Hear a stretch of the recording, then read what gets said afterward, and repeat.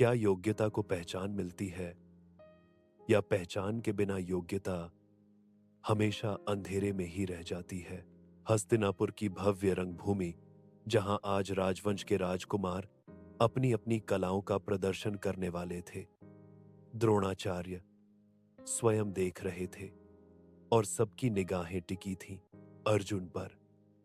अर्जुन ने धनुष उठाया, तीर छोड़ा, लक्ष्य टूटा और धरती पर गिरा। भीड़ तालियों से गूंज उठी। सबने मान लिया था अर्जुन ही सबसे महान धनुर्धर बनेगा।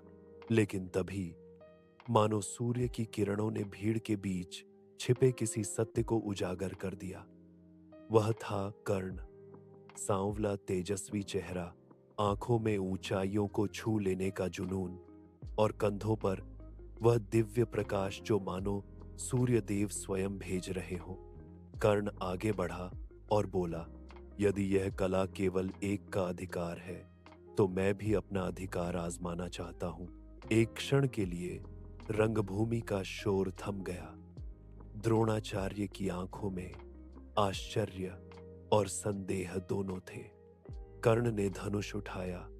उसके हाथों में मानो बिजली समा गई हो।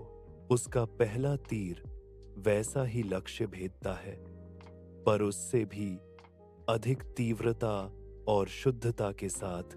भीड़ स्तब्ध रह गई। कुछ पल के लिए समय तक रुक गया। धीरे से फुसफुसाहट उठी, यह कौन है, कहां से आया? लेकिन फिर प्रश्न आया, अपना नाम बताओ, अपना वंश बताओ, तुम हो कौन? कर्ण मौन खड़ा रहा।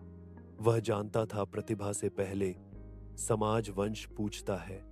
भीड़ चिल्लाई, यह तो सूतपुत्र है, रथ चलाने वाले का बेटा। यह अर्जुन का मुकाबला कैसे कर सकता है? कर्ण की आंखें शांत थीं, पर भीतर कहीं आग भड़क उठी थी।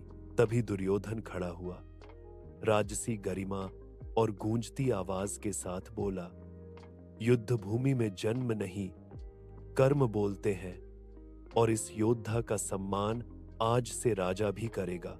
उस पल रंगभूमि ने इतिहास को दो भागों में बांट दिया।